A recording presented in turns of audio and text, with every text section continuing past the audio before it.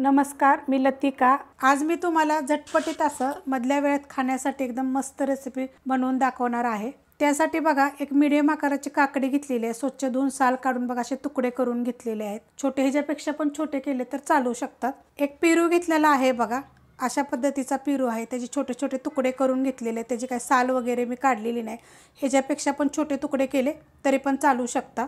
ह्याच्यामध्ये घेतलेले एक बीटरूट, त्याचे पण असे बारीक बारीक तुकडे केलेले आहेत। त्याची साल काढलेली आहे, तुकडे करून घेतलेले आहेत। गाजर पण घेतले, स्वच्छ धुवून त्याची साल काढून असे छोटे छोटे तुकडे करून घेतलेले आहेत। हे दोन्ही खिसून जरी घेतले तरी चालू शकते आणि एकदम बारीक कापून जरी घेतले तरी पण चालू शकतं ना। ह्या तिन्ही पण गोष्टी एकत्र करून जरी तुम्ही घेतल्या तरी पण चालेल। आता ह्यात काय काय साहित्य टाकायचे तुम्हाला सांगते। पुदिन्याची चटणी बघा, 1 चमचा आहे ही। आता सगळ्यात मी 1 चमचा टाकणार आहे। ह्याची रेसिपी मी अपलोड केलेली आहे।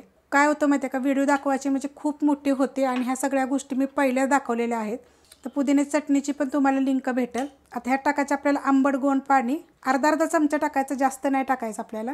हे बघा अशा पद्धतीने ह्याची पण रेसिपी मी अपलोड केलेली आहे। चाट मसाला कसा करायचा तुम्हाला जर पाहिजे असलं तर कमेंट करा, मी तुम्हाला ते पण सांगेन की काय काय टाकले आणि किती किती प्रमाण घ्यायचं। ह्याच्यात पण थोडंसं टाकून घेऊया।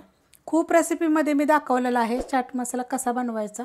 आता ह्याच्यात टाकूया आपण थोडी थोडी कोथिंबीर आणि हे काय करायचं आता मिक्स करून घ्यायचे व्यवस्थित। अशा पद्धतीत बघा मस्त असं मिक्स केलेलं आहे, किती छान झालंय बघा। आणि चवीला तर 1 नंबर लागतं, तुम्ही करून बघा। हे बघा पेरू पण बघा, काय होतं माहिती आहे का, मुलं जर घरी असली की नाही तर त्यांना काहीतरी असं देव वाटतं, वेगळं काहीतरी करून द्यायचं मागतात का आपण खायला, तर घरच्या घरी आपण करू शकतो हे अशा पद्धतीनं।